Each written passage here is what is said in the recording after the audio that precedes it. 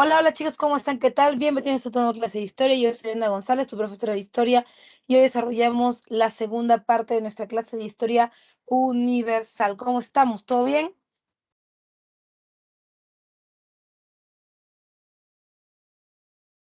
Buenas tardes, Miss.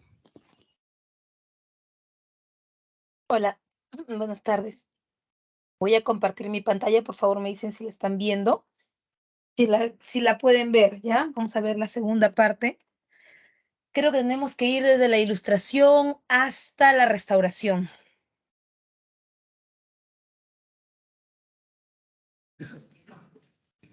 Me va diciendo si se ve, ¿ya? Ahí está. ¿Se ve? Sí se ve, profesora. Se ve, Miss. Sí se ve, Miss.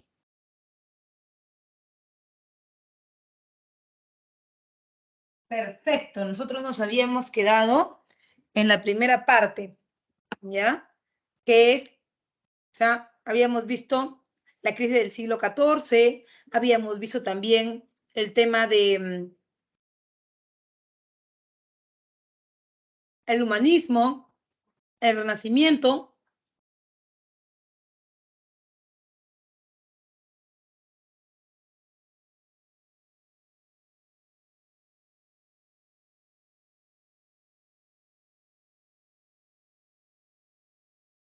Vamos a poner esto, voy a poner, tomar la foto.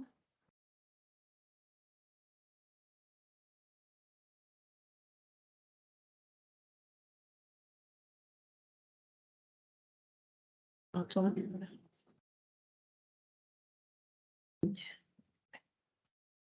ver.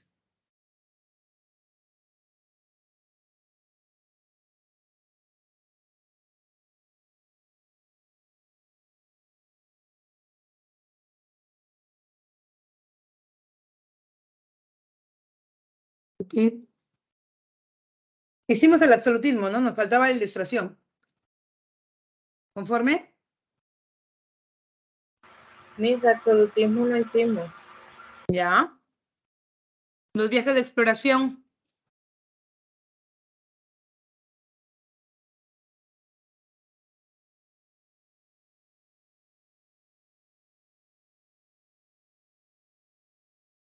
Vamos a hacer una cosa. Vamos a ir desde el viaje de exploración, ¿ya? Mira.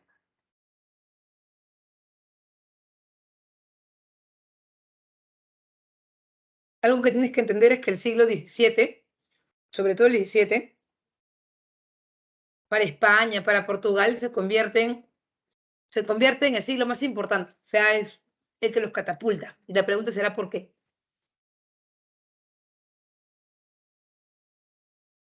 Después de la toma de Constantinopla,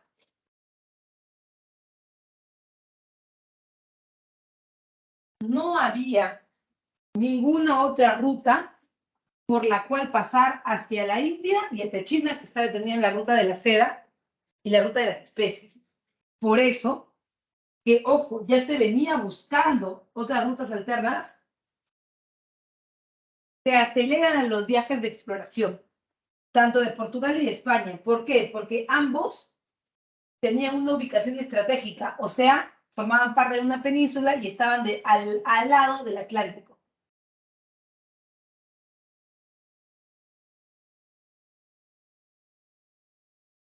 Entonces,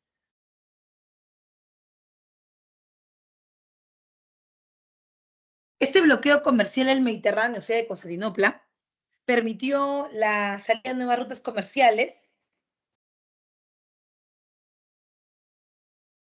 pero todos estos viajes pudieron ser posibles porque desde el Renacimiento, nosotros tenemos que tomar en cuenta que aparecieron inventos. Como yo te lo dije, el Renacimiento no es solamente un movimiento cultural, un movimiento artístico, no, sobre todo es un movimiento que trae consigo inventos. Y ahí está el astrolabio, la brújula, las carabelas que te van a permitir, y toma en cuenta esto, o sea, te van a permitir pasar, te van a permitir Si quieres transportarte en medio del Mediterráneo, carabelas, astrolabios, brújulas, portulanos, ¿no? Importantísimo. Por otro lado, también están las exploraciones portuguesas. Las exploraciones portuguesas, así como las españolas, son de vital importancia. Primero son los portugueses los que se expanden. Primero son los portugueses los que exploran. Ellos son los primeros.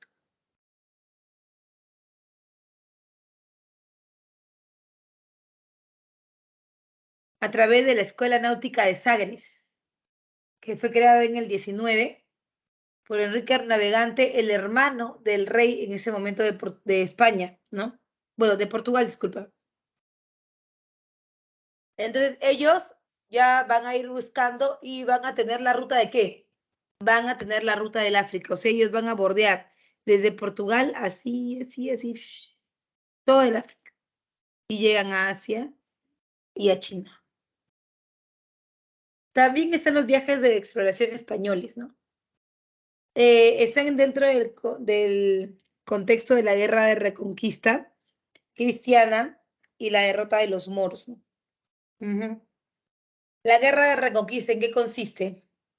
¿Alguien sabe?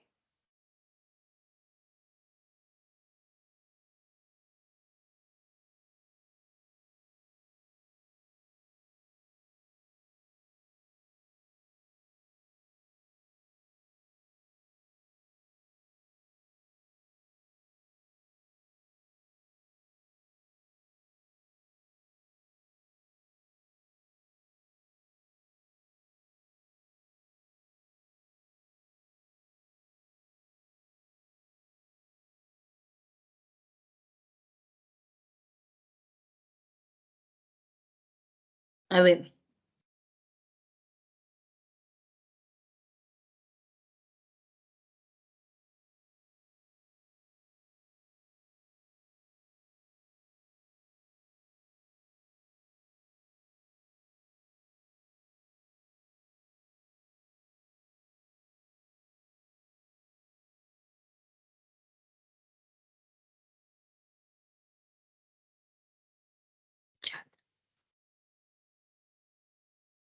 ¿No se escucha bien?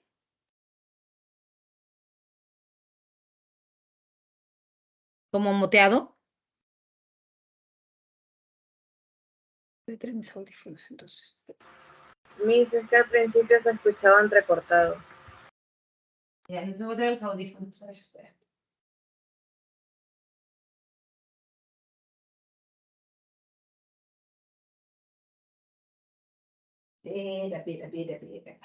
Los audífonos.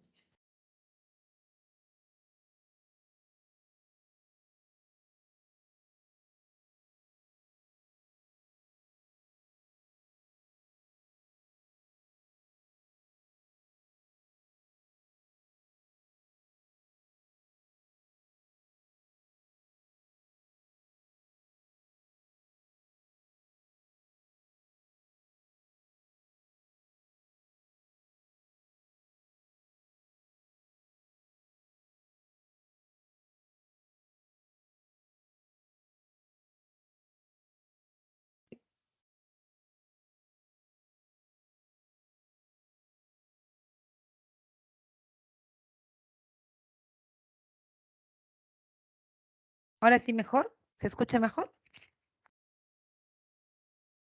Ahora sí, ¿Sí? Miss. Ya, perfecto. Miren, cuando hablamos de las exploraciones españolas, tenemos que tomar en cuenta que cuando los turcos toman Constantinopla, no solamente toman Constantinopla, o sea, es bastante difícil pensar que ellos se van a quedar solamente, aunque era una ruta bien importante de comercio, pero es bien difícil pensar de que solo se van a quedar con eso. Entonces, en este caso, los turcos van a atravesar, ¿no? Esto es Constantinopla. Uy, esto es Constantinopla.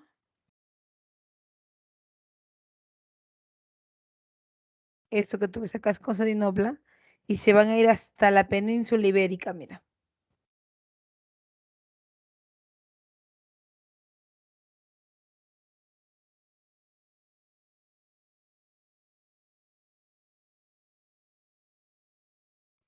hasta la península ibérica. Ahora, el tema es que ahí en España no hay un reino, o sea, no existe un reino.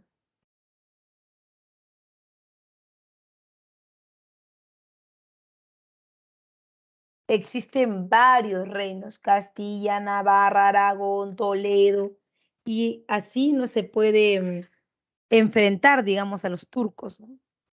Porque son demasiadas coronas autónomas. Entonces, solamente quedan ahí dos vías, ¿no? La primera sería la de la guerra, ¿no? O sea, que las coronas se peleen por el territorio. Y la segunda sería crear alianzas político-matrimoniales, o sea, que se casen entre dos de ellos. Sin embargo, bueno, si es de casarse, cualquiera lo podría hacer, ¿no? Tienen que tener el aval de una institución. Esa institución que los va a avalar se llama la Iglesia Católica, por eso se llaman los Reyes Católicos. Porque la Iglesia Católica va a decir, sí, mira, Dios ha elegido esto y tienes que respetar, ¿no? Ujú.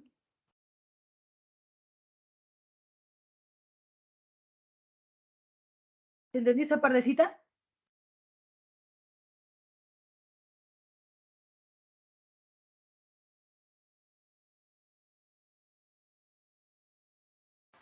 Miss, entonces quiere decir que en la guerra de Reconquista intervinió la Iglesia Católica.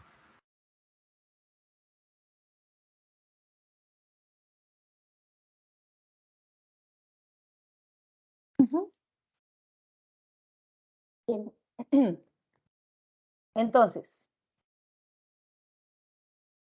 entre los viajes más importantes, bueno, los viajeros más importantes está Cristóbal Colón. Su objetivo era alcanzar la India navegando por Occidente, porque recuerda que él decía, ¿no? Lo que pasa es que cuando Cristóbal Colón va a ir a la India, ya la ruta de África estaba tomada. O sea, porque la tierra era así, supuestamente era así, ¿no? Acá terminaba y en el otro lado terminaba. O sea, solamente era un mapa, un plano, solamente hacia la línea roja. O sea, todo lo amarillo del costado de América no se conocía.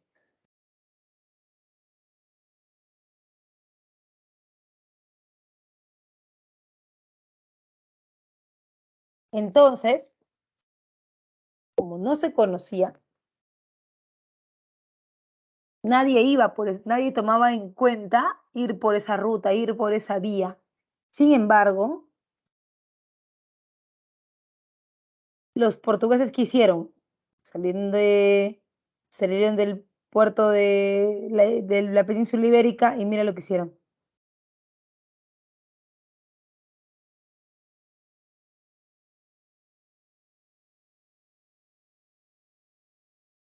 Eso, bordearon el África.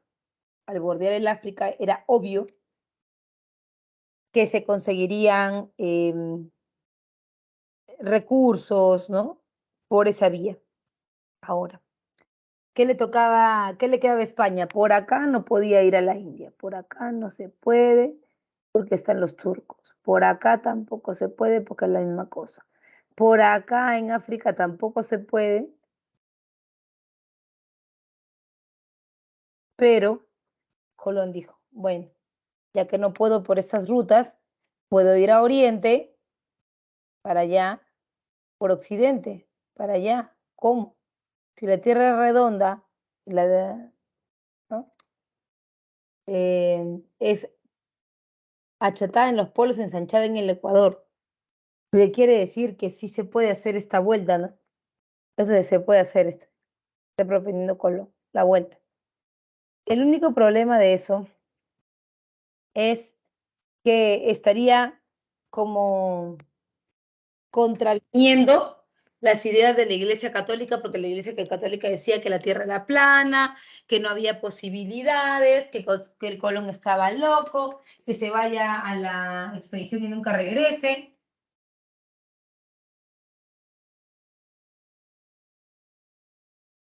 Cositas, detallitos. Entonces,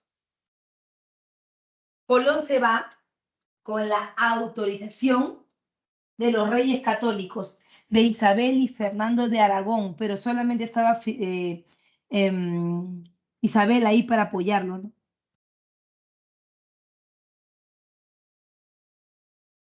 Profe, ¿por qué firman con el rey, o con la reina en este caso, una capitulación? Primero, ¿qué es una capitulación? Bueno, una capitulación es un permiso. Un permiso para conquistar nuevas tierras. En el caso de Cristóbal Colón, nuevas rutas de comercio. Y te preguntarás nuevamente, ¿por qué?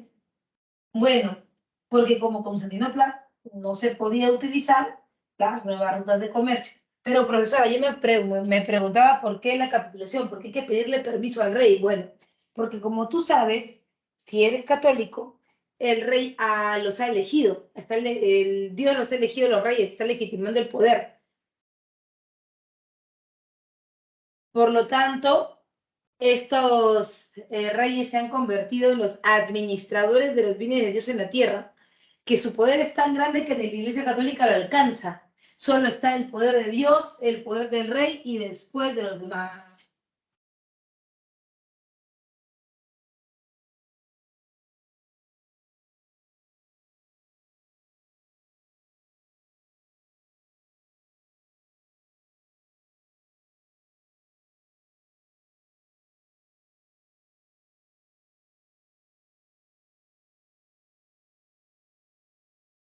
Ahora, la capitulación, profesora, ¿era necesaria? Por supuesto que lo era.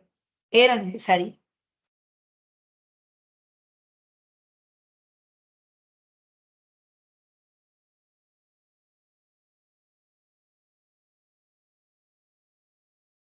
Entonces, Colón ha descubierto sus territorios, se los ha se les ha procurado a la corona española y en sus viajes ha llegado primero a salir del puerto de Palos Noguer, ha llegado a las Islas Canarias, en su segundo intento ha llegado a la isla de San Salvador, Guananí, a Cuba y a la isla de la Española, ¿no? En Haití.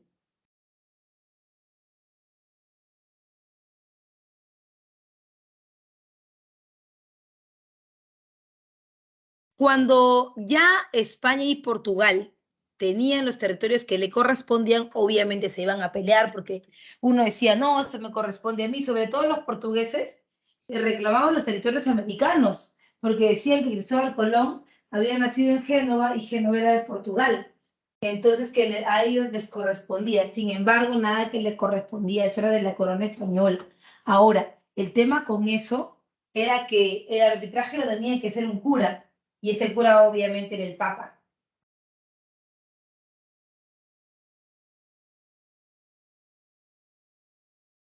Alejandro VI Borgia, en una primera instancia, va a establecer que se le entreguen 380 leguas oriente a Portugal y el otro que resta de occidente para España. O sea, casi nada. Portugal se lo llevaba todo.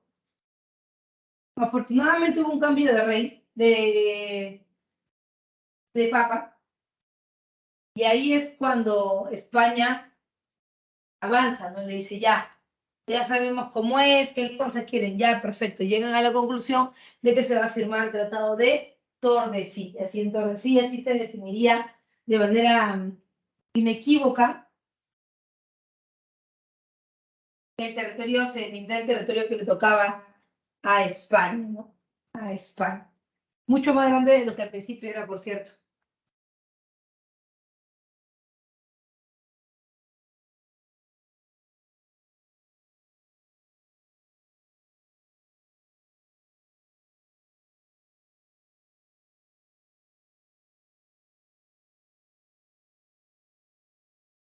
El Tratado de Tordesillas fue el compromiso firmado entre los reyes de España y Portugal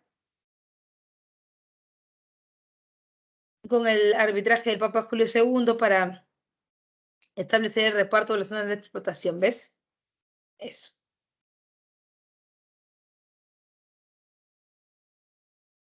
En consecuencia, el apogeo de la cuenca atlántica, profe, ¿cuál es la cuenca atlántica? Esta, la que va por el océano Atlántico y cruza hasta llegar al puerto del Callao. Es el apogeo de la cuenca atlántica y el inicio del mercantilismo, la acumulación de metales y piedras preciosas, la formación de los primeros imperios coloniales ultramarinos. ¿Cuáles son los dos imperios coloniales ultramarinos? ¿Cuáles te imaginas tú que son? Vamos, tú puedes, no me defraudes.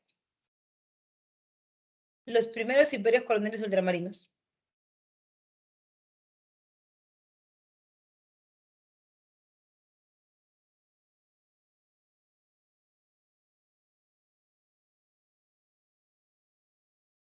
Se forman también los imperios nacionales ultramarinos. Esos son los que te comentaba, ¿no? España y Portugal. La hecatombe demográfica de la población amerindia y la mezcla de razas.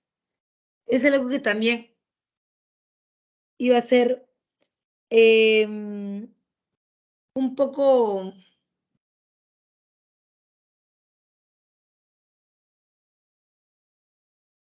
fuerte, ¿no? Cuando los españoles llegaron a América, no solamente trajeron sus costumbres, su religión, su política, no sé, también trajeron enfermedades y eso es algo muy peligroso, sobre todo porque nosotros no teníamos anticuerpos en contra de esas enfermedades, del sarampión, de la viruela, de la misma gripe, ¿no? Que terminaban siendo letales para nosotros. Y un poquito tú lo has visto con el coronavirus, ¿no? Que algo así funcionaban las enfermedades en esta época, ¿no? O sea, ellos venían del viejo mundo con enfermedades que, claro, seguramente en el viejo mundo eran muy comunes y que a ellos no les representaban mayor peligro, ¿no? Porque enfermarse de gripe para ellos era pues algo cotidiano. Sin embargo, la gripe aquí en el Perú era una cosa terrible. Por varias razones, ¿ah? Porque ellos, por ejemplo, en el Imperio de los Incas, cuidaban mucho no enfermarse unos con otros. Por eso en el Imperio de los Incas se agrupaban en ayllus. Cuando un ayllu se enfermaba, simplemente se le aislaba, ¿no? Y se le podía servir en servicios básicos como comida, ¿no? Agua, pero hasta que todos mejoraran y evitar que contagien a los demás. En el caso de los españoles, cuando ellos llegaron pues con enfermedades, como te decía, la viruela, víricas, ¿no? La viruela, el sarampión, eh, la gripe, que mató a una gran parte de la población en una primera y segunda generación. Acuérdate del COVID, cuando recién llegó la primera oleada, la gente moría como paloma. Ya, igual acá, no conocían la enfermedad, la gente moría, ¿no? Pero el problema no estaba tanto en que se murieran los indios, porque al fin y al cabo, vamos a ser sinceros, a los españoles como que son muchos no les importaba, pero lo que sí les interesaba y les preocupaba en cierta medida era que si los indios morían, ¿quién iba a trabajar para ellos? Recuerda que el trabajo doméstico, el trabajo del campo, para los españoles termina siendo como de segundo, como una segunda opción, ¿no?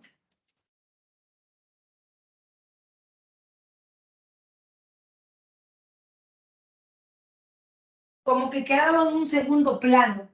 Sin embargo, sin embargo, los indígenas no trabajarían en las casas, por ejemplo, ¿no? Los indígenas trabajarían ¿dónde? Trabajarían en las haciendas, porque ellos conocían perfectamente el trabajo de la hacienda. Por supuesto que sí. Los indígenas habían mitado por mucho tiempo, desde el Tahuantinsuyo habían mitado y a los españoles les asustaba la idea de que los indios se murieran, no por ellos, obviamente, sino básicamente porque si el indio se muere, ¿quién va a ir a la mitad? ¿Quién va a sacar el mineral? ¿Los españoles? ¿Que no saben hacerlo? ¿Los negros, acaso?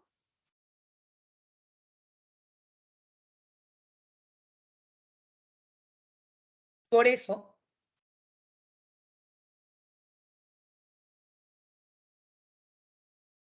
por eso es que los españoles decidieron, sin problemas, mandar a los indios a la sierra. Los indios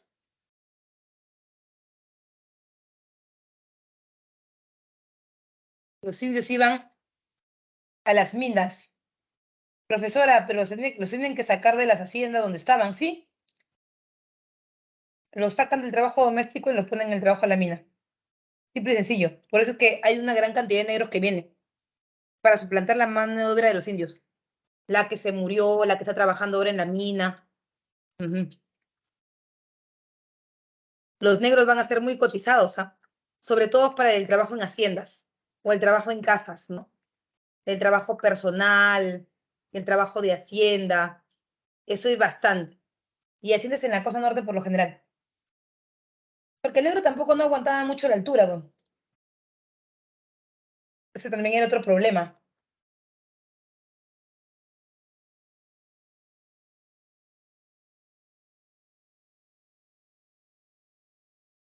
Y aparece la expansión de la civilización europea occidental con su lengua, sus tradiciones y, ¿por qué no?, su religión.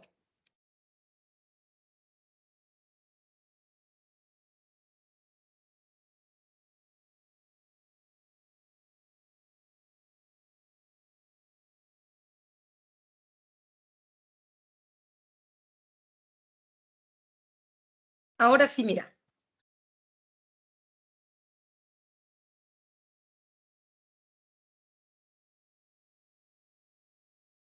En el caso del absolutismo, la pregunta del millón sería, profe, ¿qué es el absolutismo?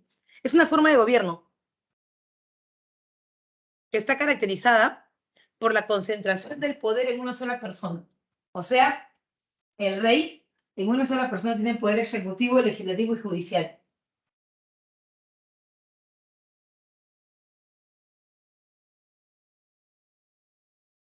No hay poder más resoluto y absoluto que el poder del rey.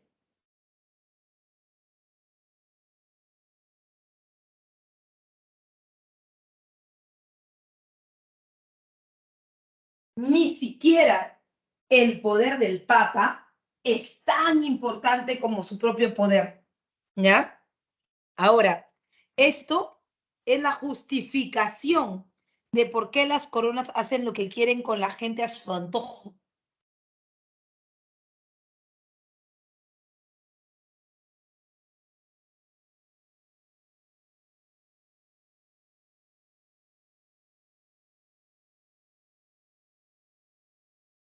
El rey entonces es el gran dominante porque tiene territorios muy vastos, recuerda que se han estado expandiendo. Es el sistema de gobierno basado en la concentración del poder político, militar, religioso en manos del soberano. Y característicamente se someten a la nobleza y tienen tres principios: centralismo, providencialismo y regalismo.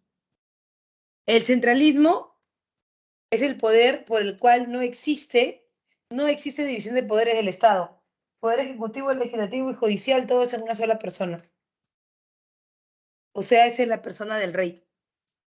Luego está Carlos I, que es el providencialismo es el principio por el cual Dios elige al rey. Así el rey te parezca malo, el rey te parezca que no sabe gobernar, te parezca hasta un escaso de ideas, entonces no puedes quejarte a nadie,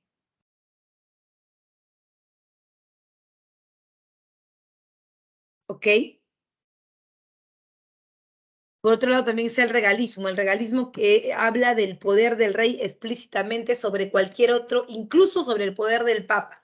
El único poder que está por encima del rey es el de Dios, nada más. En la monarquía española está Carlos I y, bueno, está solo. ¿Tú sabes algo de Carlos? ¿Conoces a Carlos?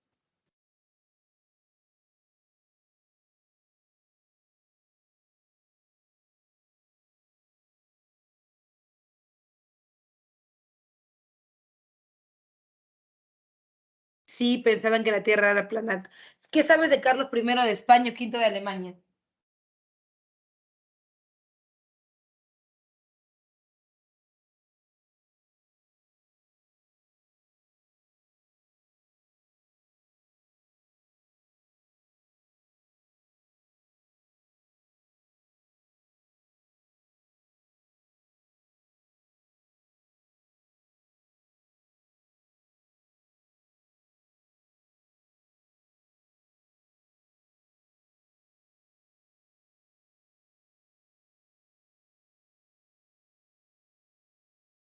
Carlos I es el nieto de los reyes católicos, hijo de Felipe el Hermoso y Juana la Loca. Hijo de Felipe el Hermoso y Juana la Loca. Carlos es el dueño prácticamente de todo el mundo. Y si me preguntas por qué, te lo voy a responder. Porque Carlos es el heredero de lo que sus abuelos, los reyes católicos, han conquistado, con Cristóbal Colón y toda la cosa. Y también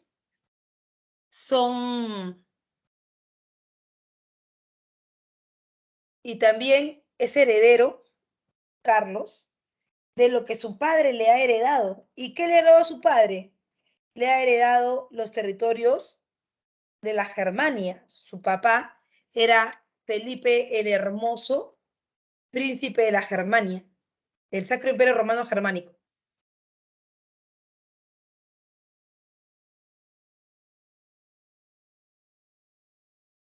Entonces imaginarás que él mismo decía, ¿no? Yo soy tan, pero tan, pero tan poderoso que en mis dominios nunca se oculta el sol.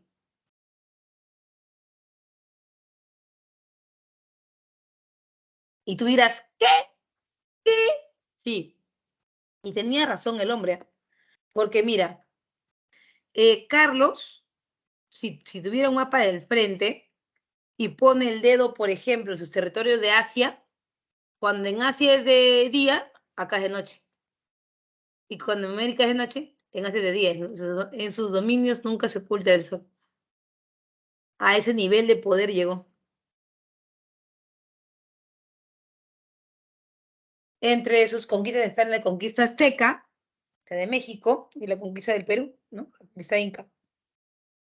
Luego está Felipe II, otro también importante, ¿no? Que ambos los hemos visto en la contrarreforma religiosa. Entonces, si tú te acordarás, cuando la Iglesia Católica,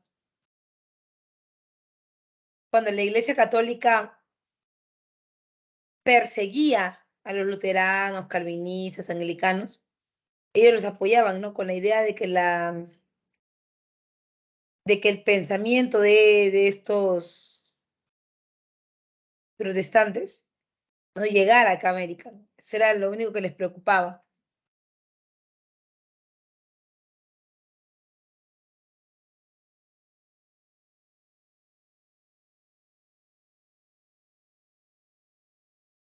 También está la monarquía francesa. Y ahí los Luises son un espectáculo, ¿no? Los Luises. Luis XIV era como que el más poderoso de todos, ¿no? Luis XIV. ¿Qué dice Luis XIV? Él es el rey sol. Él creía en esa teoría heliocéntrica, ¿no?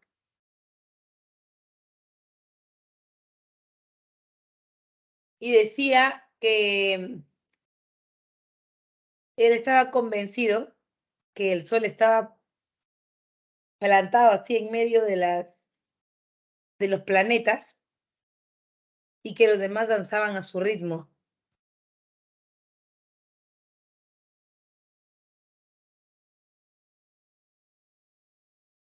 Por otro lado,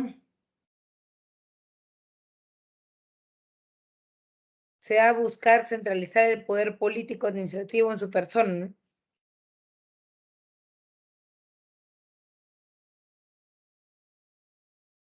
Un gran poder tenía Luis. Ahora nos vamos con la Ilustración.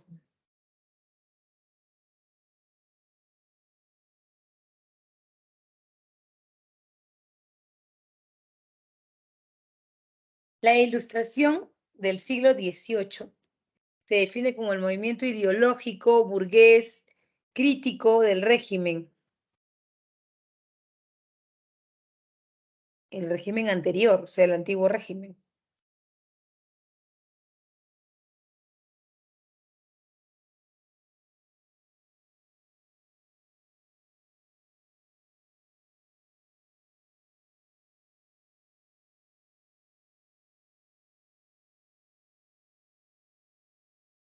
Surge en Inglaterra. Profesora, yo no entiendo algo. Si usted me está diciendo que la ilustración surge en Inglaterra, ¿por qué por qué vemos más implicancia de la ilustración en Francia? Es muy fácil. La ilustración que aparece en el siglo, o sea, que con fuerza está en el siglo XVIII, tiene raíces en el siglo XVII. Para 1600, Hobbes, Locke, Hume, ¿no? Filósofos ingleses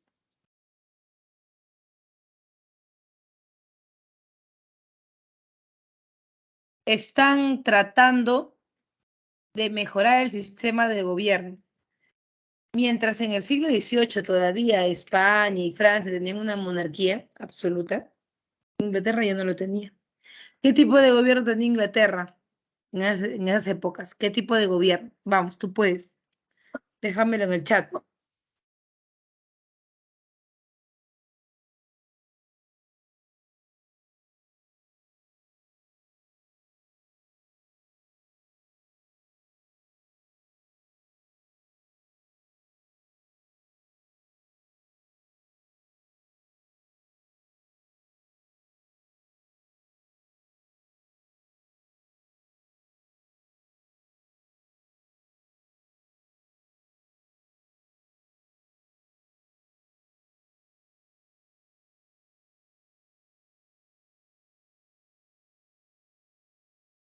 A ver.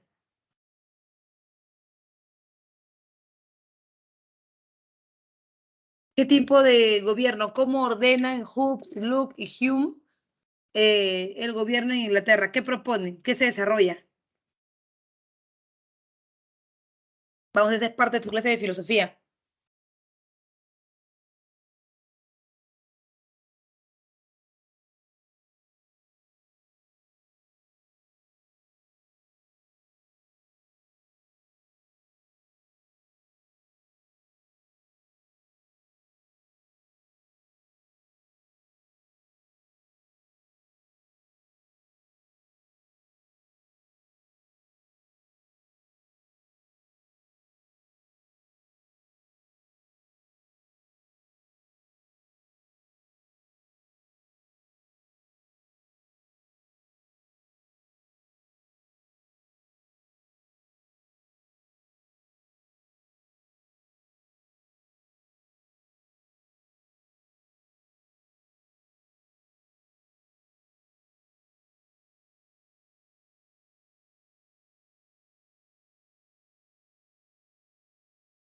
Mira, Hobbes, Locke y Hume formaron un tipo de gobierno llamado monarquía parlamentaria.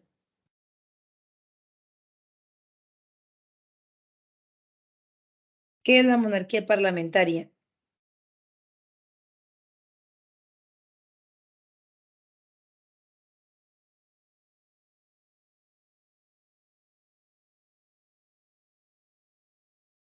La monarquía parlamentaria es un gobierno que comienza a dividir los poderes del Estado. El poder ejecutivo y el poder legislativo ahora son independientes, porque no es que solamente está para un rato el legislativo, no. El legislativo gobierna codo a codo, mano a mano con el rey. Ujú. Claro, por supuesto.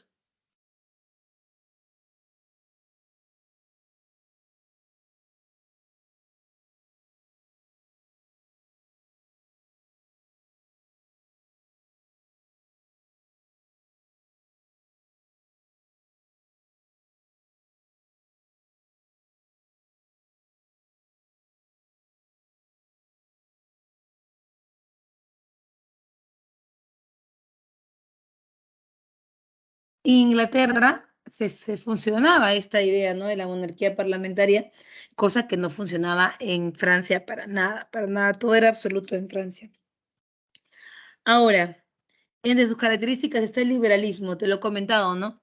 La idea esta por la cual la política está basada en el respeto irrestricto de los derechos y las libertades de las personas a elegir un gobernante. La teoría del buen salvaje. ¿Sabes de qué se trata esto? Porfa, da signos de vida en el chat. Si sabes, bacán. Si no, también ponme, no sé, profe.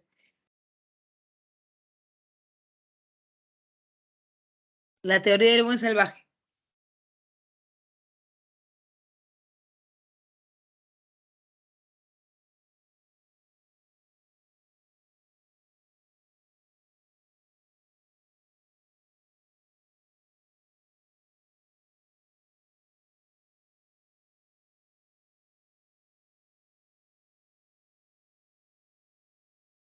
A ver, teoría del buen salvaje, ¿ah?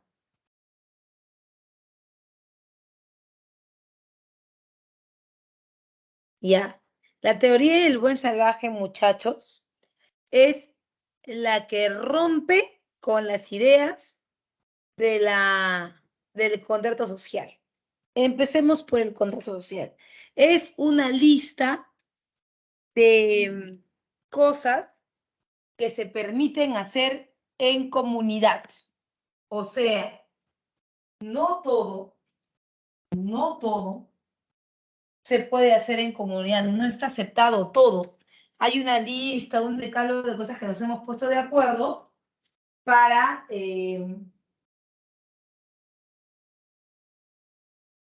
para llevar la fiesta en paz, como quien dice, ¿no?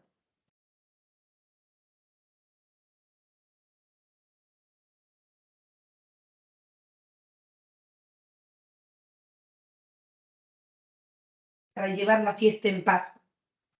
Pero ¿qué pasa? Eso es cuando nosotros estamos entrenados. Eso es cuando nosotros ya sabemos cuáles son los parámetros. Pero cuando somos unos bebés, por ejemplo, eso no lo tomamos en cuenta. Y no lo tomamos en cuenta porque, pues, no lo conocemos. Pero llega un momento donde sí, o sea, tenemos que hacerlo, ¿no? Cuando uno es muy pequeño,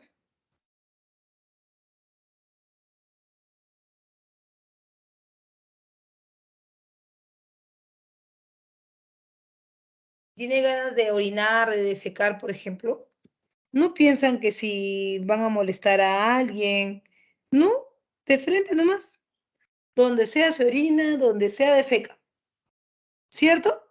Por supuesto que es cierto. Entonces,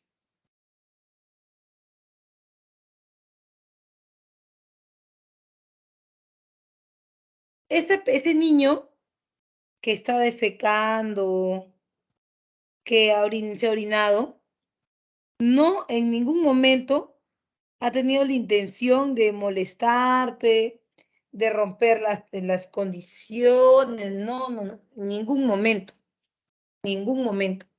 Pero sí, no sabe cuáles son los parámetros. Entonces, como no sabe cuáles son los parámetros, se le perdona, como quien dice, ¿no? Se le perdona.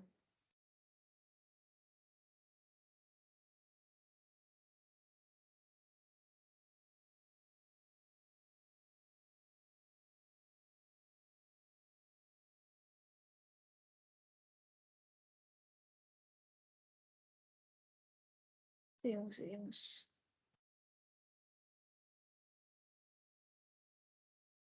El buen salvaje es ese, el que hace cosas que no están en la lista de buenas costumbres, pero no lo hace por maldad, lo hace simplemente porque el ser humano nace así. Es bueno por naturaleza, la sociedad lo corrompe. Ujú.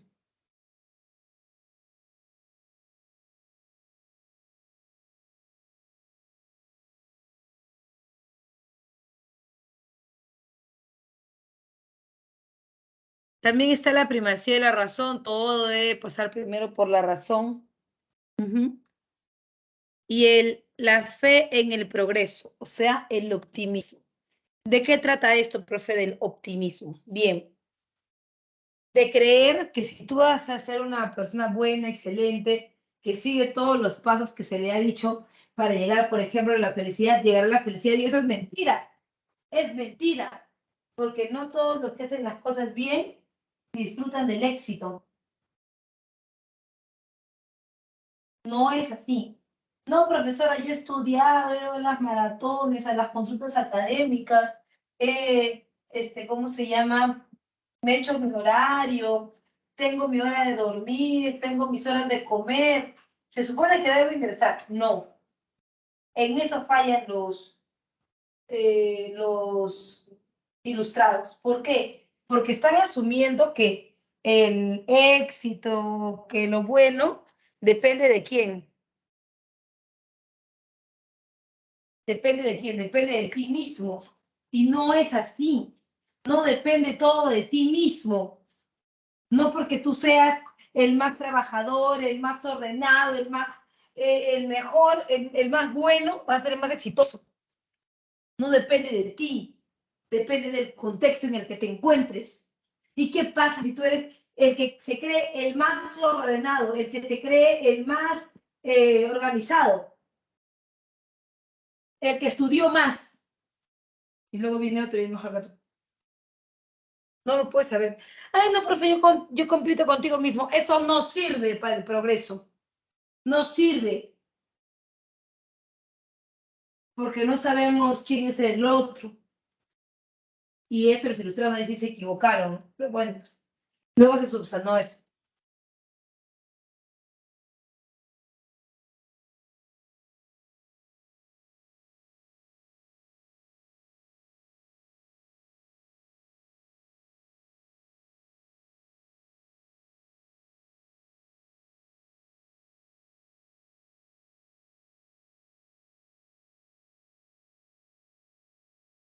Y el impacto, ¿cómo impactó en 2 revoluciones burguesas?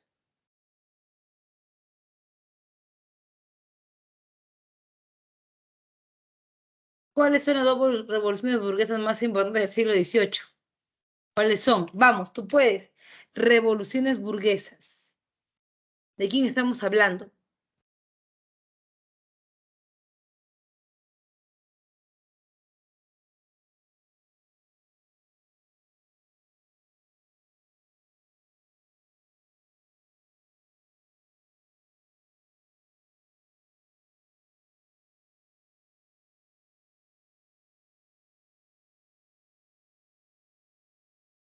Claro, la independencia de Estados Unidos o de las 13 colonias y de la Revolución Francesa, por supuesto. Se le dice revoluciones burguesas porque están impulsadas por la burguesía, pues. Ujú.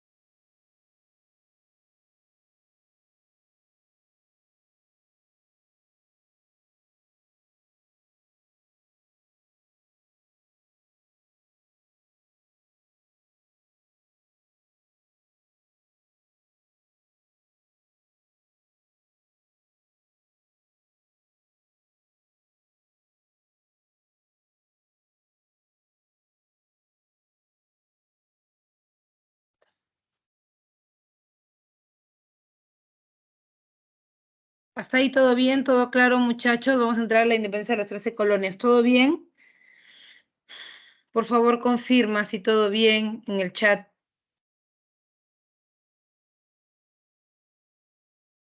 Confírmame.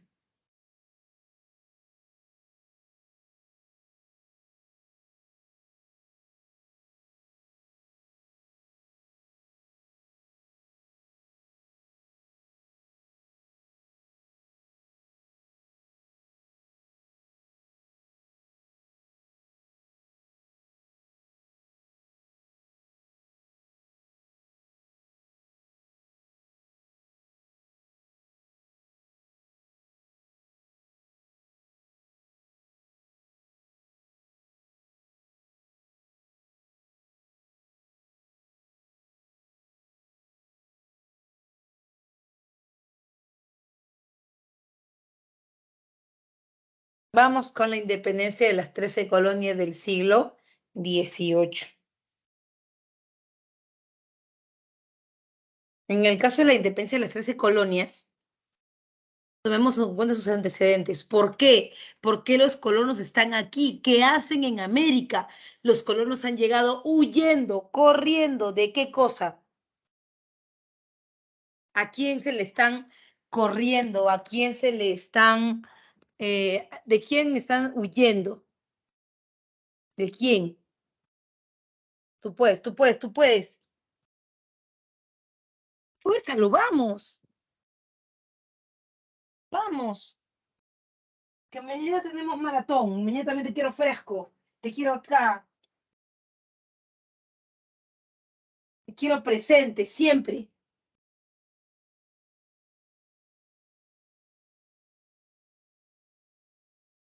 Aunque estamos a distancia, aunque yo no te vea, yo quiero saber que estás vivo. Quiero saber que no estás ahí nomás porque, bueno, ya, pues, tengo clase de historia. No.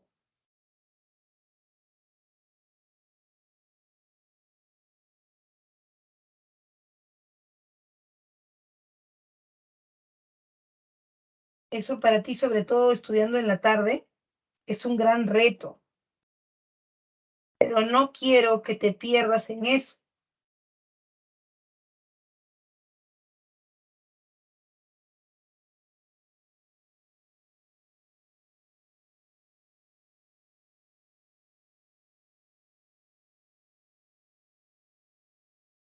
Y yo que sé que soy fregada y que te pregunto cada rato, pero voy a seguir preguntándote.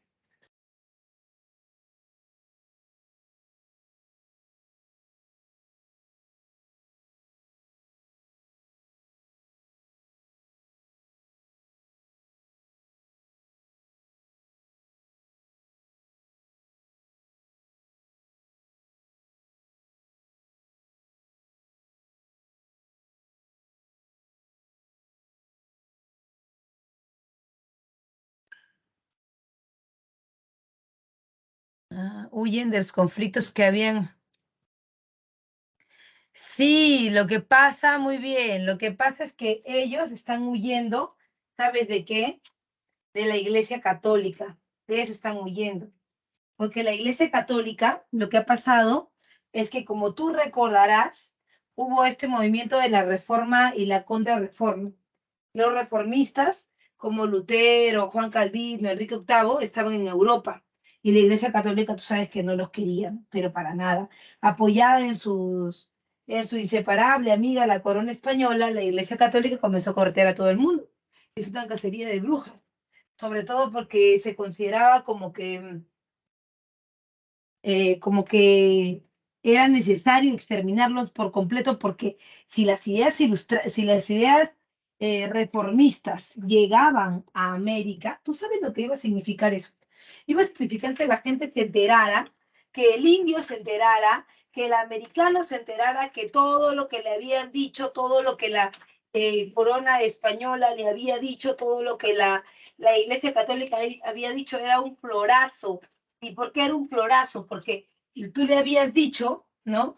Le habías metido el cuento de que ellos habían sido mandados por Dios, que eran los intermediarios, que Dios les había elegido a ellos para que tú cambiaras tu camino. Y si tú llegabas a escuchar lo que había dicho Lutero, Calvino, Enrique VIII, te ibas a dar cuenta que eso de los intermediarios no iba, que ya ellos habían dicho que los intermediarios no deberían existir. Es más, que los curas no deberían tener el poder que tenían, que los pastores eran otra cosa, no eran un intermediario, simplemente eran un facilitador. Entonces, con todo eso, tú te imaginas, el teatro de la Iglesia Católica se caía. Y obviamente no solamente la Iglesia Católica, sino también el poder de la corona española en esos territorios, no solamente en el Perú, sino también en México, ¿no? En México también. Entonces ahí sí, la cosa estaba, un poco fuerte, ya, un poco fuerte.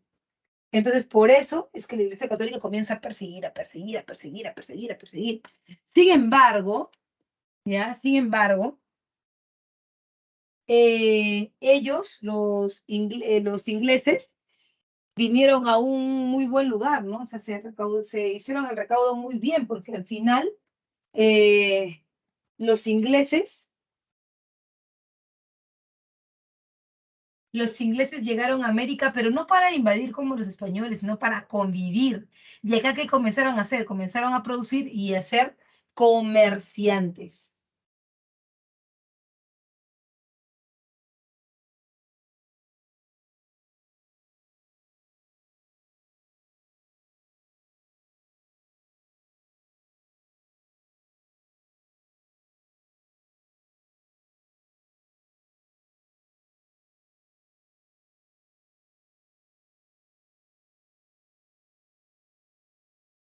Estos comerciantes nunca habían perdido la relación entre ellos y la corona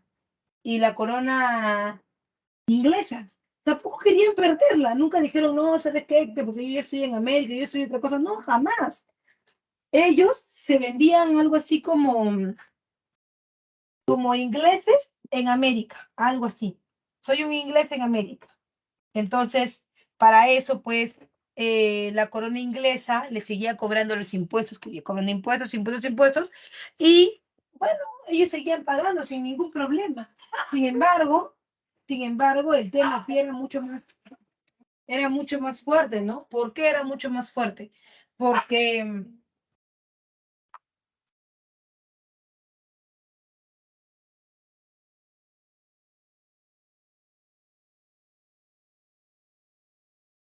Porque el tema no era pagar, el tema era cómo se lo cobraban. ¿Y sabes cómo se lo cobraban? Ese era el problema del Parlamento. Pues, ¿no? Como te decía, Inglaterra tenía una monarquía parlamentaria y esa monarquía parlamentaria se suponía que no tenía nada de arbitrario. O sea que siempre, cuando se quería hacer un pago o cuando se quería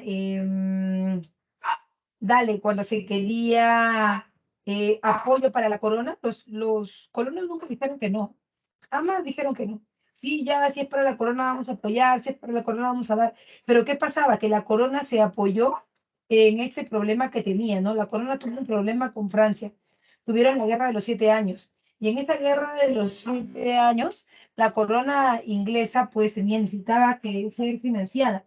O sea, necesitaba que, que alguien le diera dinero, porque mientras que George estaba peleando, pues las ventas eran casi nulas y ahí estaban los colonos prestos a apoyar a la corona inglesa y a pagar los impuestos. Sin embargo, poco a poco los impuestos comenzaron a ser cada vez más y más y más y más y más y más grandes y nadie lo detenía. Un día subía, el otro día también y así sucesivamente, ¿no? Entonces eso fuera muy importante. ¿Hasta ahí todo bien? ¿Alguna duda, alguna consulta, algo que no se entendió?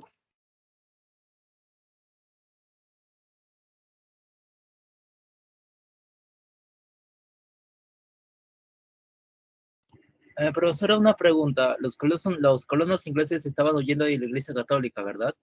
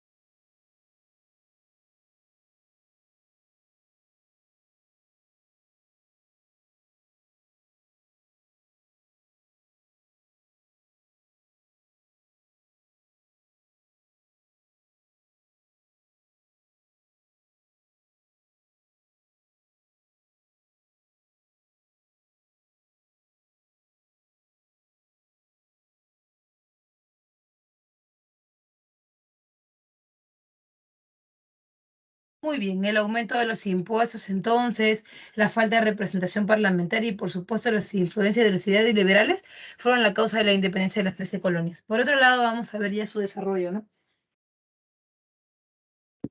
En su desarrollo vamos a marcar la aparición de qué cosa? La aparición del motín del té. ¿Qué había pasado? Una de las cosas que la corona ya se estaba pasando de la raya, ¿no? El que los ingleses habían hecho era que les habían prohibido a los colonos que ellos vendan libremente. O sea, ¿cómo era esto?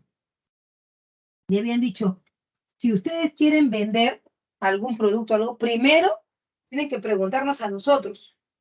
Y nosotros aceptamos que ustedes vendan algo, chévere, lo pueden hacer. Pero eso era ilógico porque por mucho tiempo los comerciantes habían vivido así, ¿no? De vender, por ejemplo, que ellos producían, ¿no? Té, azúcar, productos procesados o ya desarrollados como las pelucas también, ¿no? Como las pelucas, las tacones para hombres, espejos, maquillajes, todo eso que ellos producían, la corona ya no quería que lo vendan. Pero entonces, ¿cómo iban a hacer? ¿Ya no iban a producir? No, sí iban a producir, según la corona, ¿no? Sí iban a producir, pero ¿cómo iba a ser? Que los colonos se lo iban a vender a precio huevo a la corona y la corona, por su parte, vendería eso al precio que se le diera la gana. Obviamente a nadie le favorece, ¿no? Y era obvio que tampoco a los colonos. Por eso los colonos, cuando le dijeron eso, la corona le dijo, ya sabes qué, ya no vas a vender té ya. Ahora el té, o sea, tú ya no lo vas a vender, ahora tú me lo vas a vender a mí y yo se lo voy a vender al extranjero, ¿no? Obviamente le iba a vender entre 3 y 4 veces más del costo que se lo estaban dando. Entonces, los colonos dijeron, ya, bueno, sí, rey, está bien, ven para que recojas, pues, ¿no? Ya ahora que tú vas a vender, ya pues, ¿no? Entonces llevaron el cargamento de té al puerto de Boston en las cajas y dijeron, Rey, ¿verdad que quieres ese té? Mira, ahí, ¡pum! Patearon la caja de té y al agua. Era como una provocación, ¿no? O sea, ¿quieres té? Ahí está, recógelo, ¿no? Como diciéndoles, en tu, no vamos a caer más en tus provocaciones. No vamos a caer más en en tu juego. Nosotros vamos a hacer, ahora ya nos dimos cuenta que tú no quieres que seamos ingleses. Ya nos dimos cuenta que tú lo que prefieres es explotarnos y que ahora nos has agarrado de un canelo para nosotros hacer lo que tú quieres, para sacarnos, como quien dice, el jugo, ¿no? Por eso empiezan las ideas ya más, más serias sobre la independencia, y ahí es el desarrollo de la independencia que comienza con el primer Congreso de Filadelfia. En el primer Congreso de Filadelfia, las colonas rompieron los vínculos comerciales con Inglaterra. Le dijeron, ya no te vamos a vender, no nos importa que nos digas qué podemos o qué no podemos vender, porque nosotros somos ahora independientes.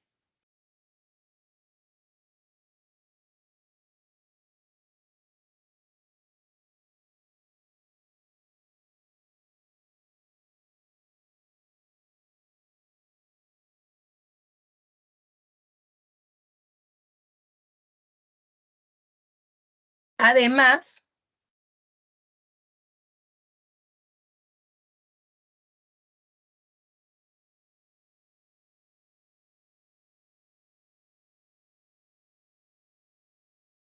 está el segundo Congreso de Filadelfia del 75, donde se declaró la guerra a Inglaterra y la independencia. Yo te pregunto, y quiero que me contestes sí o no, si no sabes, no importa, también ponlo en el chat, pero quiero saber que estás vivo. Mira, ¿tú crees que fue algo inteligente que los colonos le declararan la guerra a Inglaterra? ¿Realmente tendrían posibilidades de ganar? ¿Sí o no? A ver, ponlo en el chat.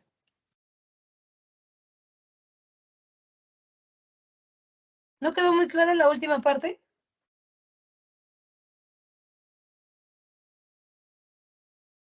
¿Cuál parte? ¿Cuál parte?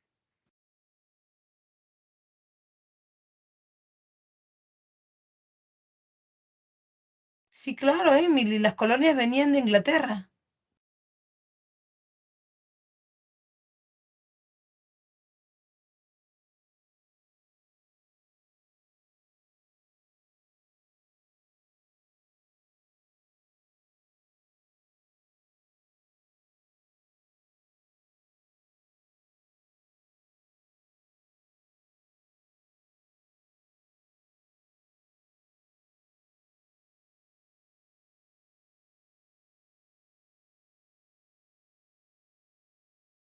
No tenía posibilidades. Ya, no tendrían posibilidades, dice la gente. No, no fue la mejor decisión. Ya, miren, ¿saben qué es lo que pasa? Que claro, nosotros comparamos de primera entrada a Inglaterra, que es un monstruo, lo que era un monstruo, era una coronaza, con los colonos que no eran nada. Sin embargo, muchachos, nos olvidamos de algo. Nos olvidamos de algo. ¿Sabes qué? Nos olvidamos de que el ejército, todos los ejércitos de la edad moderna, se mantienen con los impuestos del pueblo. Y en este caso, para Inglaterra, ¿quién es el pueblo? ¿Quién es? El, el pueblo son los colonos. Si los colonos dejan de pagar los impuestos, entonces, ¿qué ocurre? Si dejan de pagar los impuestos, se debilita el ejército. Y es posible entonces empezar una guerra. Ujú. Claro que sí. Ujú. ¿Entendió esa partecita?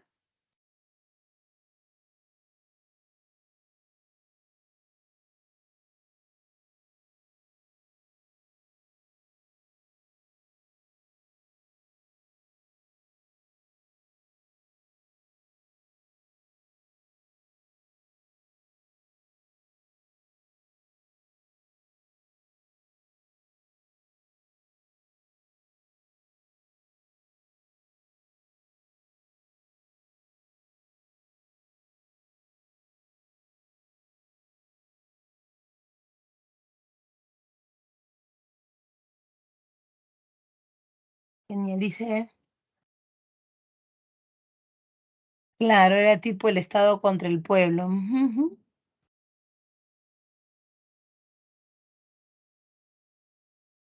Claro que tenían posibilidades de ganar, Yanela, ¿sabes por qué?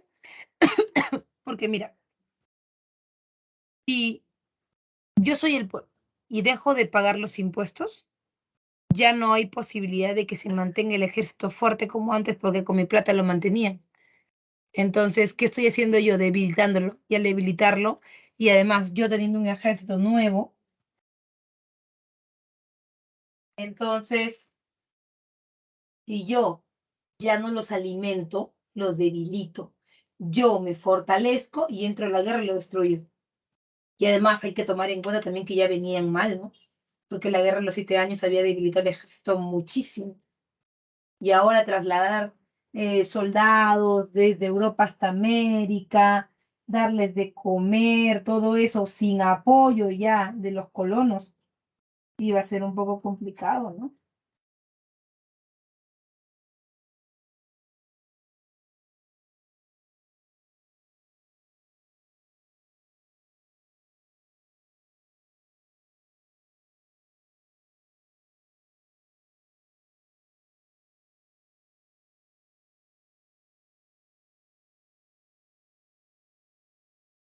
¿Sí se entendió, Yanela?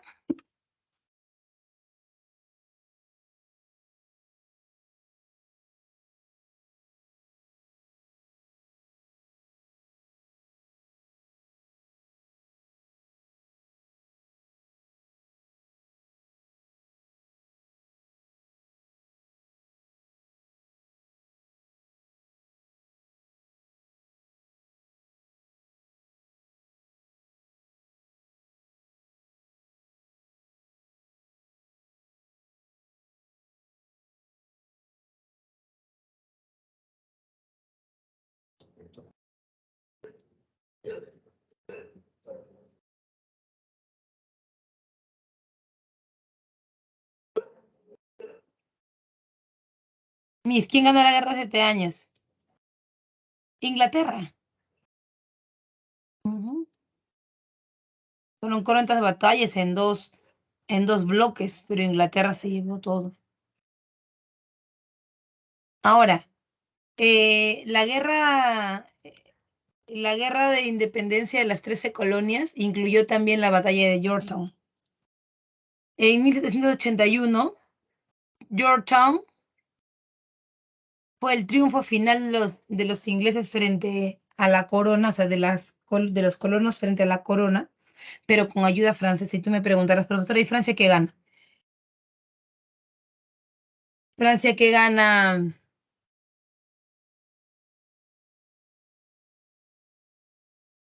ayudándolos. Bueno, gana un montón, porque como tú sabes, los ingleses, si realmente estuvieran bien, podrían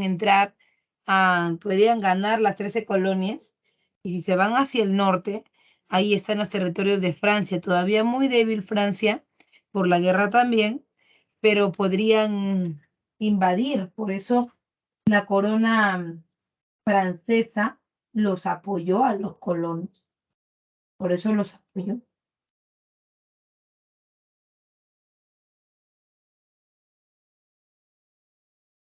Ujú.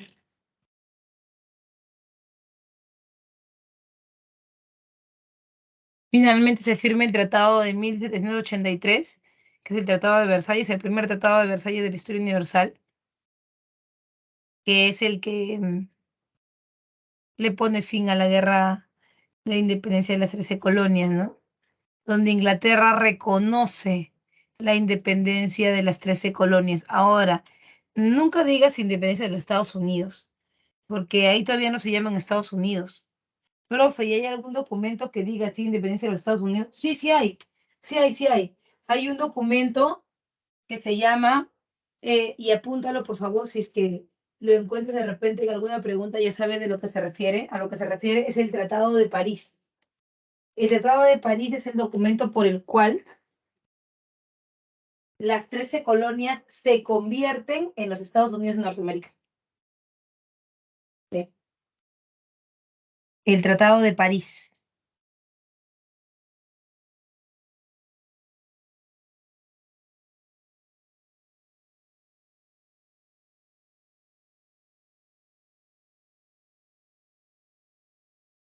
Vamos ahora con la Revolución Francesa de 1789 a 1815. 1815. ¿Ya?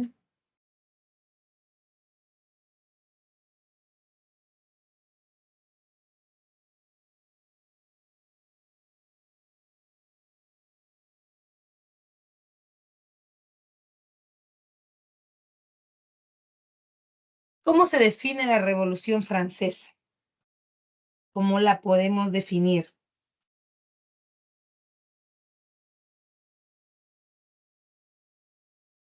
Como el proceso o el movimiento dirigido por la burguesía que elimina las bases del antiguo régimen. Eso, que elimina las bases del antiguo régimen. Y da el inicio de la edad contemporánea.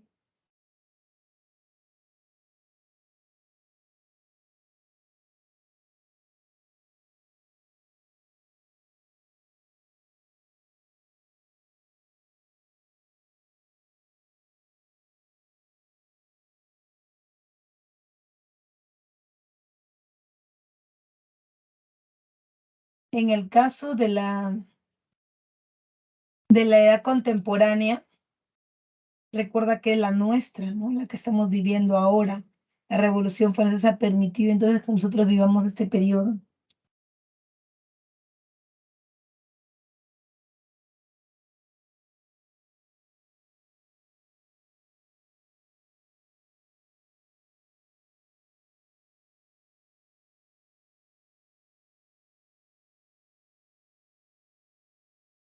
Entre las cosas está la crisis del absolutismo, sobre todo después de la Guerra de los 7 años. El problema del dinero fue importante.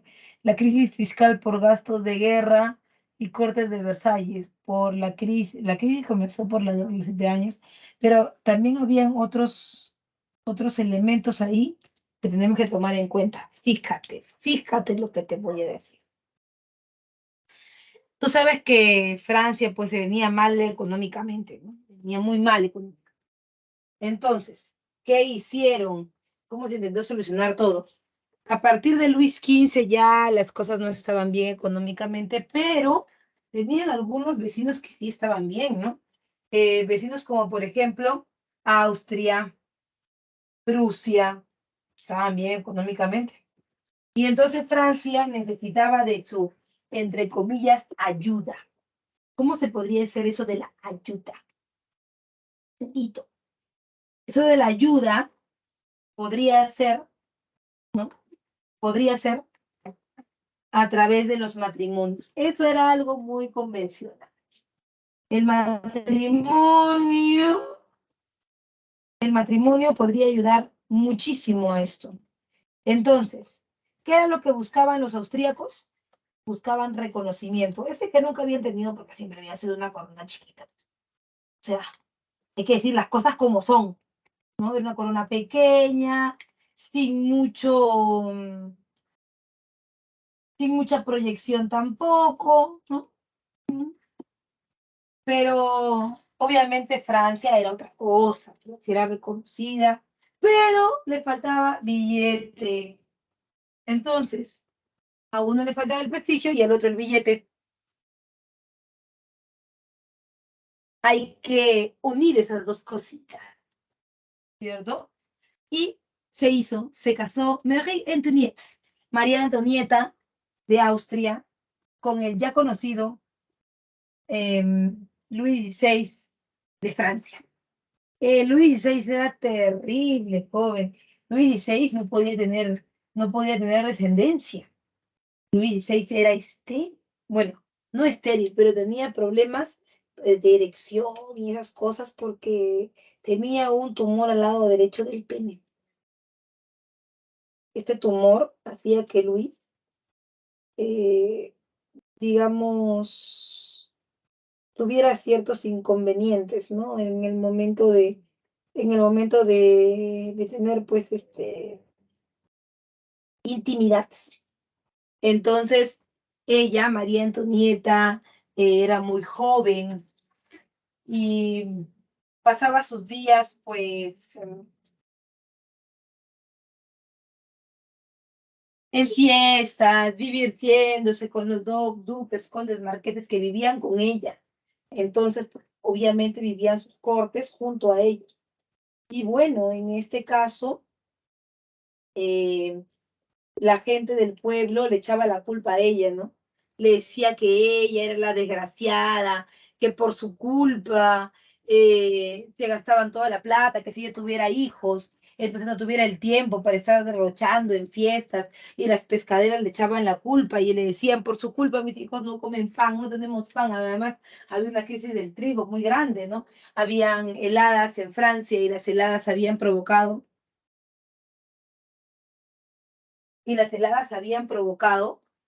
una mala cosecha de trigo. Esa mala cosecha de trigo había hecho que el pan suba y obviamente pues las cosas se ponían peor, se ponían mal.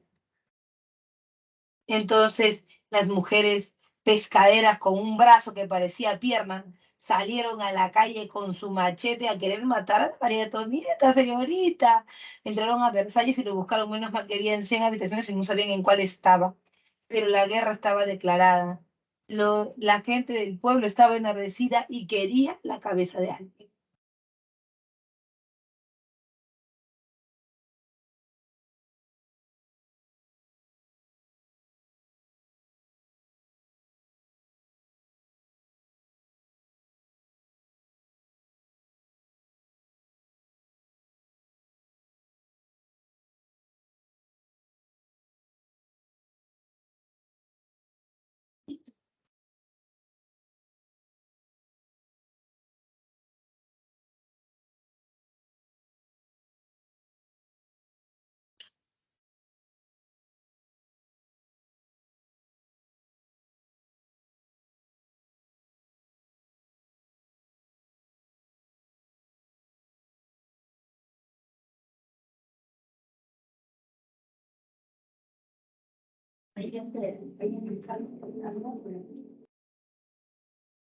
Por otro lado, eso que ya parecía que iba a estallar, ¿no? Estaba inclusive influenciado por la Ilustración. Cuando hablamos de la Revolución Francesa debemos tomar en cuenta que son 3 periodos: la monarquía, la república y el imperio. Monarquía, república e imperio. Así. Que se parece mucho a lo romano, ¿no? Monarquía, república, imperio. Monarquía, república, imperio.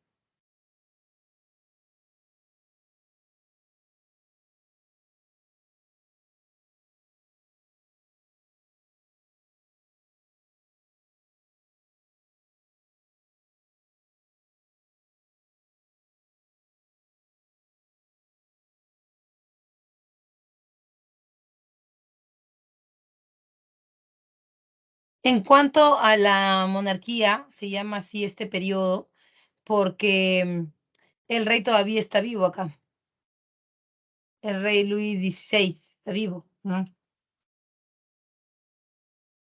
Y esta monarquía se va a dividir en Estados Generales, Asamblea Nacional, Asamblea Constituyente y Asamblea Legislativa. Esos cuatro son Estados Generales, Asamblea Nacional, Constituyente y Legislativa.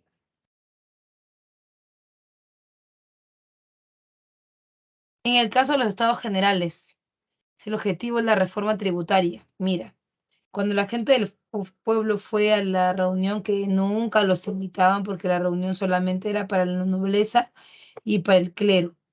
Para ellos nunca, jamás había sido. Ya era la primera vez que los estaban incluyendo.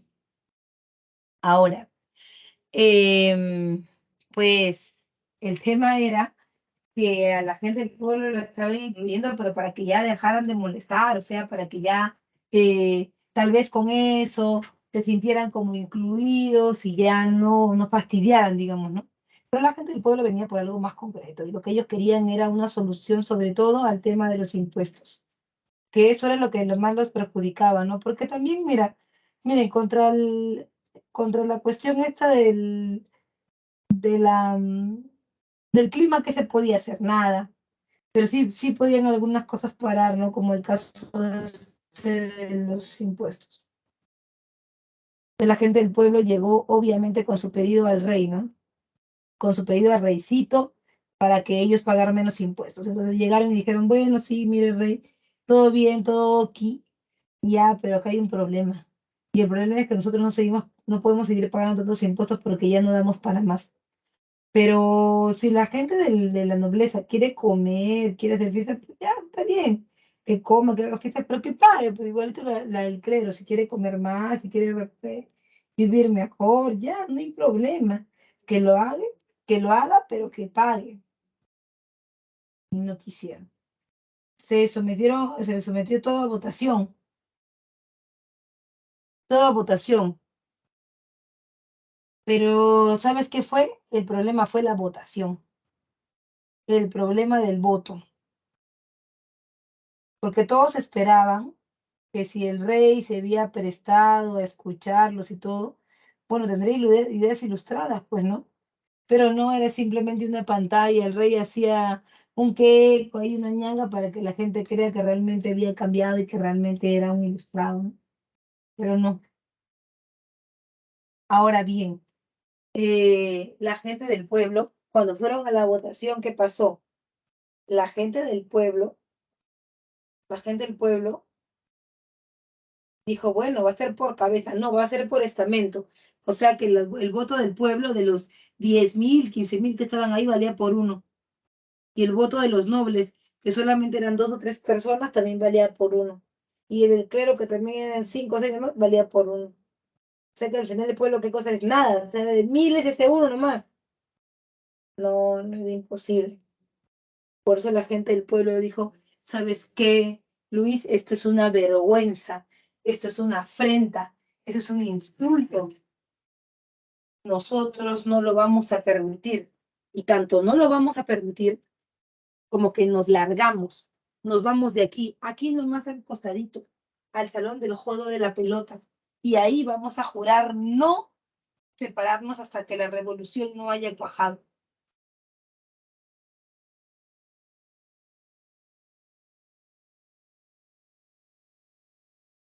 Esa es la Asamblea Nacional. Luego de la Asamblea Nacional, la gente del pueblo se dio cuenta que solamente con desear que las cosas cambiaran o con organizarse no iban a hacer una revolución. Tenían que tomar el toro por las astas y hacer alguna actividad, ¿no? Esa es la famosa toma de la Bastilla. El pueblo tomó la Bastilla, que era el centro del poder, era el centro del poder del rey.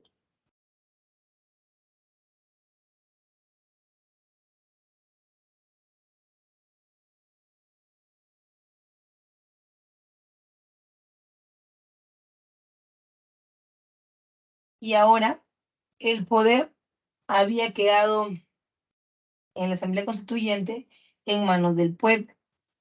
pero para que sea algo organizado, algo ordenado, la gente del pueblo mandó a llamar los clubes políticos.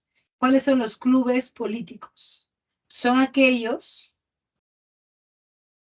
los clubes políticos son como los partidos políticos. Había partidos políticos de derecha y partidos políticos de izquierda. Los partidos políticos de derecha son los Fuldenses y los partidos políticos de izquierda son dos, jacobinos y girondinos, ¿no? Jacobinos y girondinos. Ellos van a empezar a pensar en la política francesa, pero al mismo tiempo comenzó la guerra con Austria y Prusia. Y te voy a contar porque pues un súper chisme. Mira, lo que pasa es que en el caso de Austria, María Antonieta, que había sido tomada prisionera con Luis, había mandado comunicaciones a su familia. Y le había dicho que por favor la ayuden, que estaba en una mala situación, que había caído en manos de la revolucionaria. Por eso Austria y Prusia deberían que, Austria y Prusia deberían invadir Francia.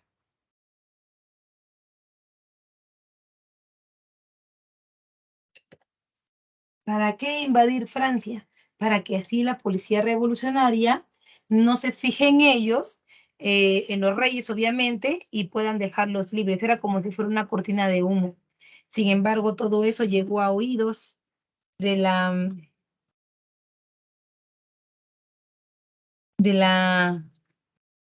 familia, o sea, de los revolucionarios, y rápidamente cayeron sobre ellos, rápidamente cayeron sobre los reyes.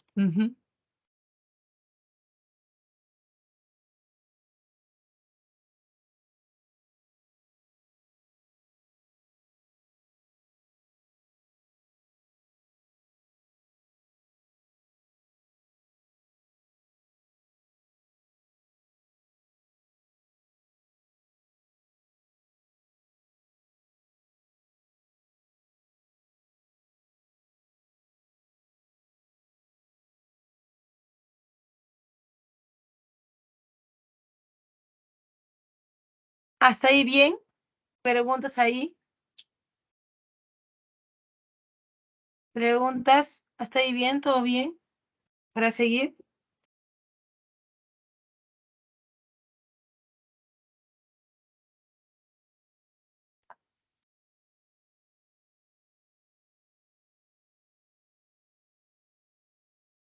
Por favor, déjamelo en el chat.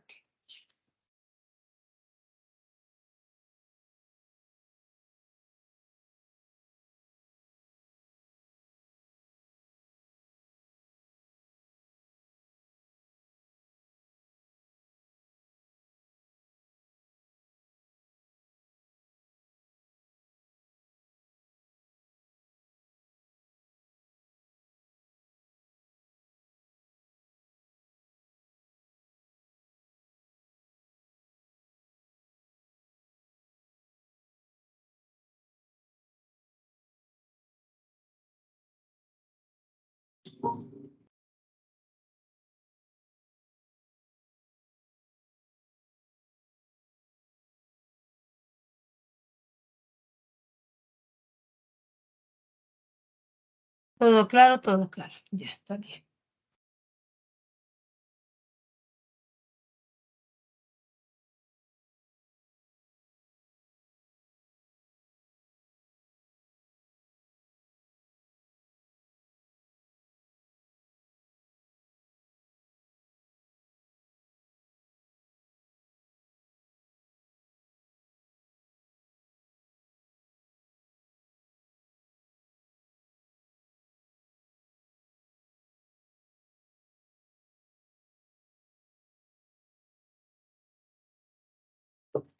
Entonces, al rebelarse los campesinos, se acaba la monarquía y el gobierno empieza el nuevo gobierno. Lo que pasa es que no porque se rebelen, sino porque los reyes en la Asamblea Constituyente cayeron presos. Entonces no hay quien gobierne, por eso se crean los partidos políticos y es por eso que la revolución avanza. Creo que los reyes van a ser ejecutados inmediatamente en la República, ¿no?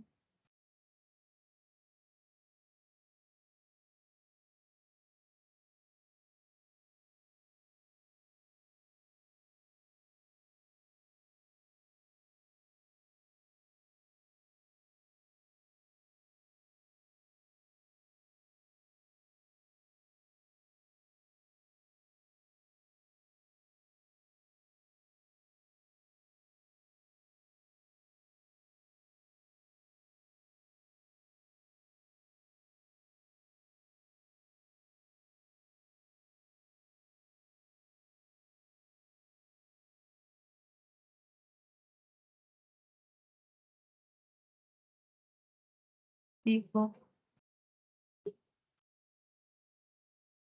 Vamos con el periodo republicano. En el caso del periodo republicano,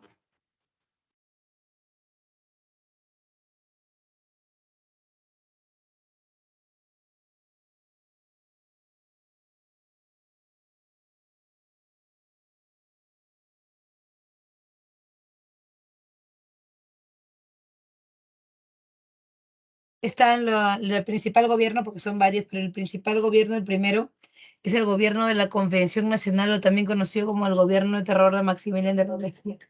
Como te dije, habían partidos políticos de derecha, que solamente hay uno solo, que son los fuldenses, y partidos políticos de izquierda, que ahí sí hay dos, ¿no? Son los girondinos y los jacobinos. En el caso de los girondinos, son una izquierda moderada, tranquila, que quieren que el gobierno se vaya, pero de manera armoniosa, hablando, ¿no? Y también están los jacobinos, que dicen que no, muerto el perro se acabó la rabia, hay que matarlos. Entonces, dentro de las dos propuestas, entenderás que la gente estaba enardecida y la segunda fue la que optaron por tener, ¿no? Gana el gobierno de la convención y Robespierre parecía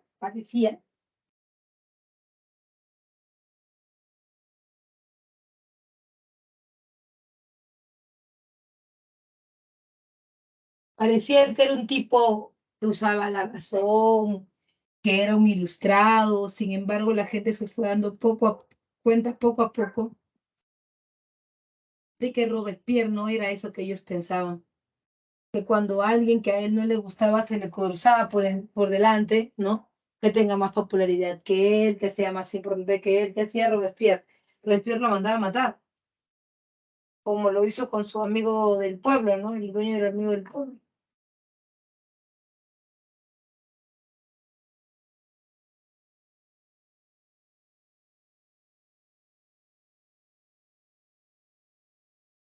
Ahora Robespierre tendría un nuevo punto que atacar y sería el de Marat.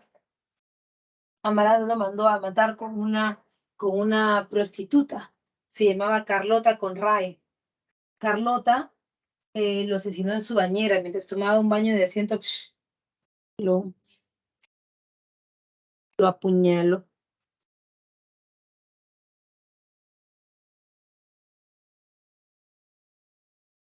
También recuerda que una vez que la gente se cansó de Robespierre, le dieron un golpe de Estado en lo que se conoce como lo que se conoce como la reacción termidoriana.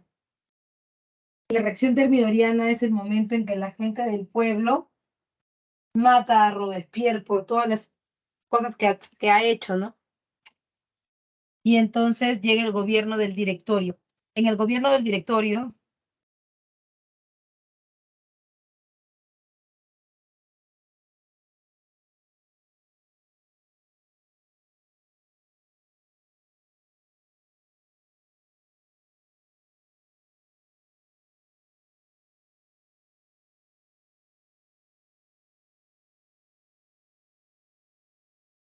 los, los de izquierda, que no son radicales, los de izquierda moderada, ellos buscan salidas, ¿no? Y lo primero es expandir las ideas de la revolución por toda Europa. Pero de manera militar tiene que ser eso. Por eso es que eligieron a Napoleón Bonaparte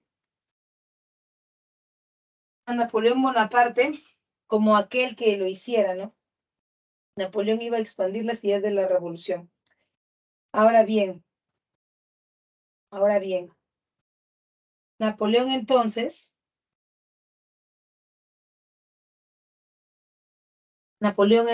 se fue a Italia y cuando regresó victorioso y la gente no lo amaba. La gente lo amaba. Después, el directorio se dio cuenta que Napoleón estaba cobrando demasiada popularidad con la gente. Por eso lo mandaron a una expedición al África. Y en esa expedición al África, a Napoleón lo abandonaron. No respondía a WhatsApp, nada. Napoleón estaba solo.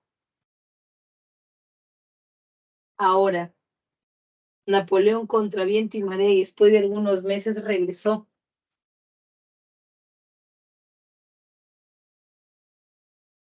Regresó a Francia y solo lo hizo para tomar venganza.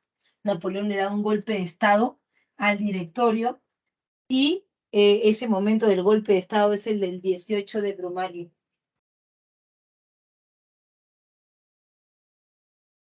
El 18 de Brumario, Napoleón toma el poder y crea un nuevo gobierno llamado el consulado.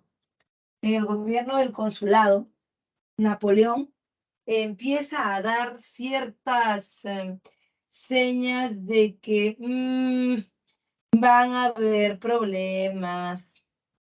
¿Por qué? Porque el buen Napo ha eliminado la constitución de la revolución que habían hecho la gente del pueblo, y ha creado el Código Civil Napoleónico. El Código Civil Napoleónico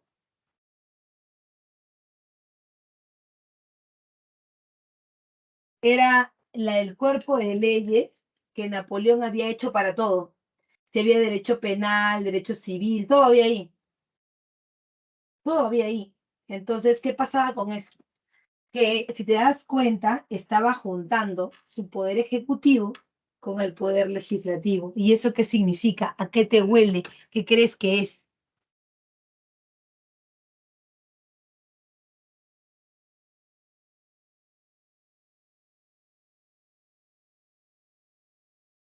¿Qué crees que es?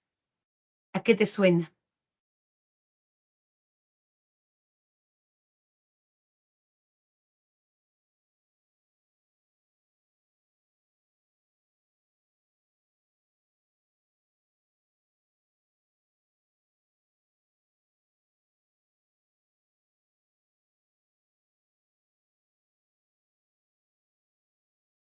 Parece, ¿no?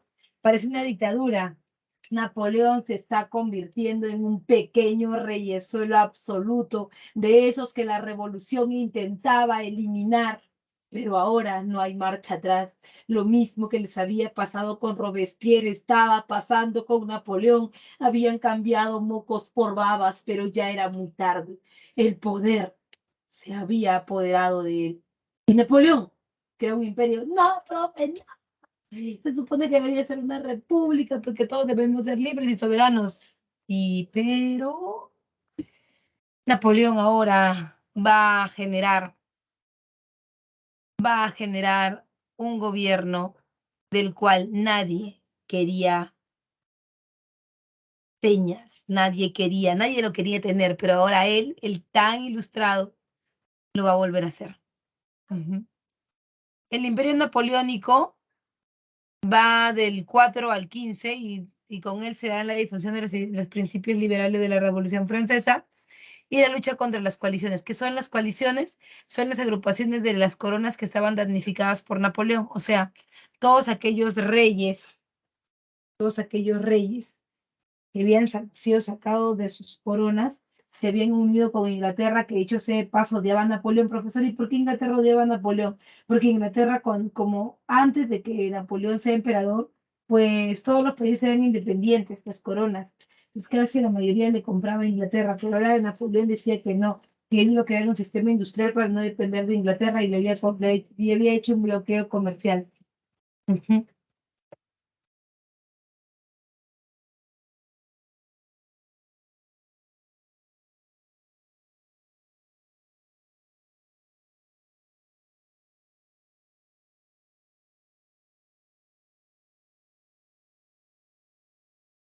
Por otro lado, también recuerda el expansionismo territorial.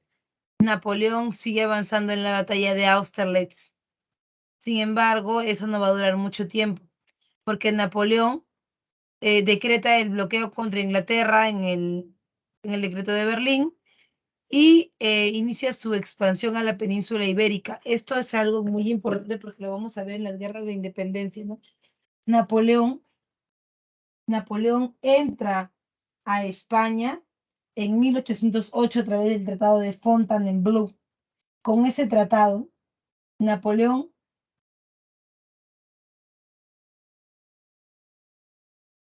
supuestamente solamente iba a pasar por España, solo iba a pasar por España y nada más. Sin embargo, eso no fue así. Napoleón pasó por España y se quedó. Es más, sacó al rey Carlos IV y puso en su lugar a su hermano Pepe Botella.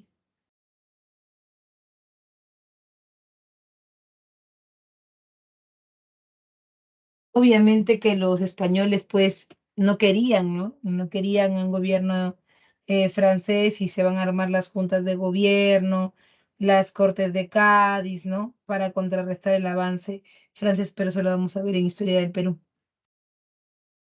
Finalmente, con la batalla de Waterloo, Napoleón termina sus días, ¿no? Termina sus días y se da la restauración. ¿Qué era lo que pasaba? Algo bien interesante, mira.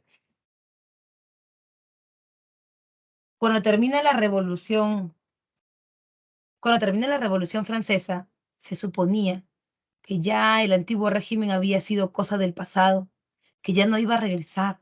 Sin embargo, la Iglesia Católica va a aprovechar cualquier espacio que le den. Y la Iglesia Católica te vio ahí tirado en una esquina llorando porque Napoleón ya había sido exiliado a la isla de Santa Elena y que nadie te podía proteger. Y te dijo, ay, ¿estás triste? ¿Estás triste? Pueblo, ¿estás triste? A ver, pues, llora. Ya, Iglesia Católica, ya, por favor. ¿Sí? ¿Estás triste? Ya no está tu Napoleón para que te defienda. Ya no está tu Robespierre para que te defienda. Ahora, pues, ahora atrévete a decirle a Dios que tú puedes buscar tu propio gobernante, no te puedes gobernar ni a ti, no te puedes ni alimentar a ti y vas a crear un nuevo sistema de gobierno. Pero para eso estoy yo, la iglesia sensata, que creó la Santa Alianza, que es esta alianza monárquica, militar y religiosa para sofocar las rebeliones liberales como la tuya, las que piensan que pueden tener un gobierno democrático, las que piensan que pueden tener una constitución y gobernarse solas. Pero eso es imposible. Iglesia Católica, ya, por favor, ya. No hagas esto más difícil. ¿Sí? Claro, y como lloras. ¿No quieres que lo haga más difícil? Lo voy a hacer oficial. Y es por eso que se va a crear el Congreso de Viena. El Congreso de Viena era la reunión de los ex reyes que habían sido pues sacados del gobierno por Napoleón Bonaparte y que ahora querían regresar. Y efectivamente, el Congreso de Viena busca el restablecimiento de las monarquías absolutas y la reorganización del mapa político europeo. O sea que donde había una corona que Napoleón sacó, se volvería a poner la misma. Y era el poder fuerte de los reyes frente al pueblo que había pasado por muchas transformaciones. Sin embargo, se va a volver a foja cero. No, profe, no, sí, se va a volver a foja cero. Es como si no hubiera habido Revolución Francesa. Todo regresó a nada.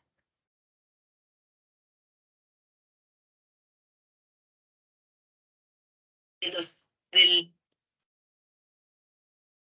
¿Se entendió?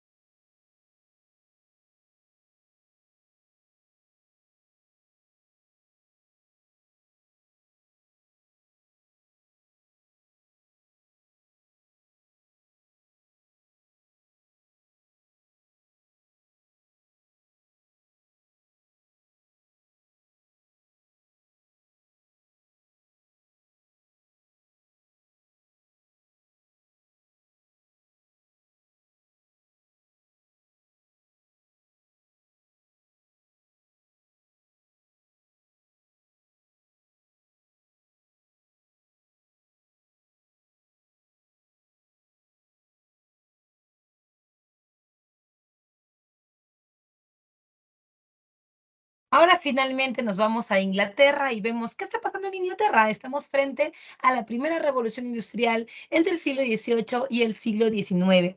En cuanto a la primera revolución industrial, sí es un sistema de cambios, aparecen las máquinas, pero estas máquinas son todavía muy, son como todavía muy básicas. No hay una producción a gran escala, pero sí hay una producción significativa en relación a lo que eran los gremios. Es el proceso de transformaciones tecnológicas, económicas, sociales, culturales, iniciadas en Inglaterra en el siglo XVIII. Entre las causas del crecimiento demográfico hay una mayor cantidad de personas en Inglaterra porque ya no hay guerras en Inglaterra, tampoco hay enfermedades, la gente no se muere. Y como no se muere, pues hay un aumento demográfico. Necesitan productos y también trabajar. Se da la revolución agrícola británica, en donde ya no van a criar ganado vacuno, sino que van a sacar todo su ganado vacuno, lo van a traer a Argentina y todo lo que queda arriba va a ser para el desarrollo de algodón para la primera revolución industrial, aparte del que compran. Y finalmente están las materias primas, riqueza de materias primas. Nuevas fuentes de energía, carbón y vapor, la materia prima, el hierro y el algodón, y por supuesto, las principales industrias, sobre todo la textilería y la siderúrgica, pero sobre todo la textilería. En consecuencia, está la migración del campo a la ciudad, la gente quiere ser parte de la primera revolución industrial a través del trabajo, y bueno, duras condiciones laborales, ¿no? Explotación femenina y infantil. Si a un hombre se le pagaba 10 soles diarios por hacer un trabajo, entonces ahora se le pagaría pues al hombre 10 soles y a la mujer 5 por el mismo trabajo y al niño nada, ¿no? Así, o sea, la mano de obra era muy barata. Y el surgimiento de los sindicatos son la organización de obreros de la industria, ¿no? Se van a organizar para velar por sus derechos. Bien, muchachos, hasta ahí ha llegado mi separata del día de hoy. Yo quiero darte las claves y, ¿por qué no?, invitarte a dos cosas puntuales importantes. Uno, nuestras asesorías académicas, que las puedes encontrar todos los días, ya sabes, tienes un horario específico. Y por supuesto, invitarte el día de mañana de 4 de la tarde a 5 de la tarde, que voy a estar yo en la maratón. Así que vamos a hacer 9 preguntas, todas del ciclo ordinario, ¿ok? Y algunos exámenes de admisión para que estés a punto, como una navajita, para que puedas dar tus respectivos exámenes. Y obviamente, si te quieres lanzar el examen de admisión, también estés súper archi multi hiper prepara.